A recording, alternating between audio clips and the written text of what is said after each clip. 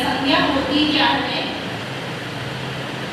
संज्ञा जो होती है हमारे आसपास जो भी हम वस्तुएं चीजें जो भी कुछ हम देखते हैं किसी का भी नाम संज्ञा होती है। जैसे किसी वस्तु का नाम, किसी स्थान का नाम, किसी जगह का नाम, ये सब इसके अंतर्गत आएंगी संज्ञा के अंतर्गत। व्याकरण की दृष्टि से इन सभी को हम संज्ञा बोल देते हैं। संज्ञा के मुख्य रूप से 3 भेद होते हैं। इसके मुख्य रूप से कितने भेद होते हैं? 3 भेद होते हैं। जैसे कि व्यक्तिवाचक संज्ञा, जातिवाचक संज्ञा, भाववाचक संज्ञा।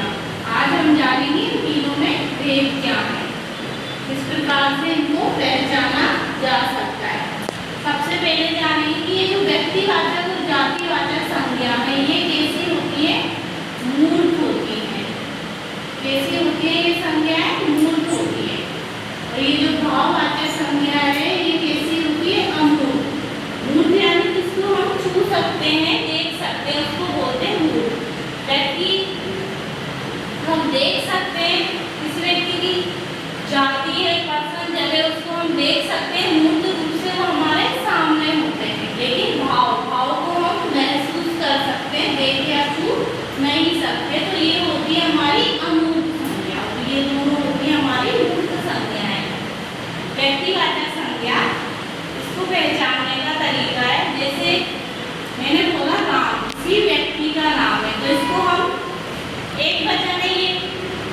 अब एक वचन से हम इसको बहुवचन में बदल के देखेंगे। राम का, रामों कोई बहुवचन होता नहीं होता ना, तो ये गलत हो जाएगा। क्योंकि जिस संज्ञा का हम एक वचन से जिसको हम बहुवचन में बदल ही नहीं सकते, उससे हम पहचान सकते हैं कि वो व्यक्तिवाचक संज्ञा है। यदि उसको बहुवचन में बदलने लगेंगे तो उसका रूप परिवर्तन नहीं होगा। इससे हम जान सकते हैं कि वो व्यक्तिवाचक संज्ञा है, उसे चेंज कर सकते हैं। जैसे कि मैंने लिखा राजस्थान। अब राजस्थान का बहुवचन नहीं बनाया जा सकता, राजस्थान एक ही है, एक ही पर्टिकुलर जगह का नाम है, राज्य का नाम है, तो उसका बहुवचन बना ही नहीं सकते।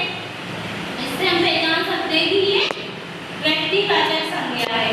स्थान का नाम हो, किसी व्यक्ति का नाम हो, जैसे कि ताजमहल। अब ताजमहल एक ही है, इसका भी बहुवचन नहीं बना सकते। तो जिनका हम बहुवचन नहीं बना सकते, बहुवचन बना करके देख सकते हैं कि बहुवचन बनने पे यदि बन जाता है तो जातिवाचक संज्ञा होगी, नहीं बनता है तो वो होगी हमारी व्यक्तिवाचक संज्ञा।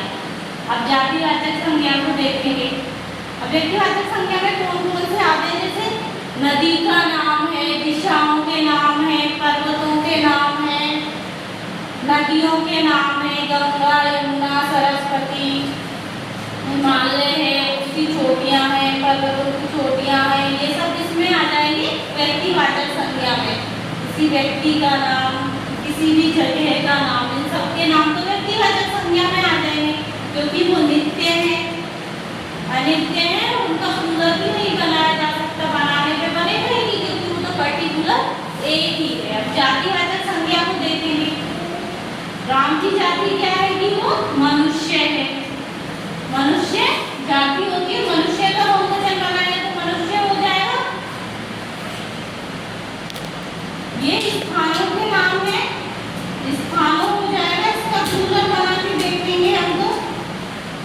वस्तु से वस्तुओं प्लूरल बन जाएगा, तो ये प्लूरल जिनका बन जाए, प्लूरल बना के भी हम देख सकते हैं बहुवचन बना के कि वस्तु जैसी संज्ञा हमारी जातिवाचक संज्ञा है।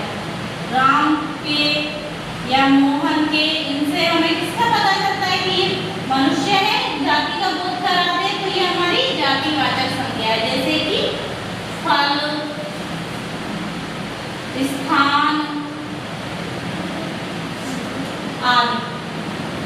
इस तरह से हम जातिवाचक और व्यक्तिवाचक संज्ञा में अंतर कर सकते हैं। अब देखेंगे आप भाववाचक संज्ञा में। ये हमारे मन में जो भी भाव होते हैं, रिएक्शन होते हैं, जो अमूर्त होते हैं, जिसको हम देख नहीं सकते, जैसे कि ईर्ष्या, बचपन, बुढ़ापा, जवानी, आदि, ये हमारी होती है भाववाचक संज्ञाएं।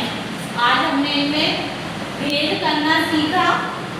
कल हम इनको जैसे संज्ञा से व्यक्तिवाचक संज्ञा को जातिवाचक संज्ञा में कैसे बदलते हैं, या जातिवाचक से भाववाचक एक दूसरे को इनमें परिवर्तित करना सीखेंगे, या फिर उनको बदलना सीखेंगे कि व्यक्तिवाचक संज्ञा से जातिवाचक संज्ञा कब बनती है, जातिवाचक से व्यक्तिवाचक संज्ञा में कब प्रयोग में करते हैं। Thank you.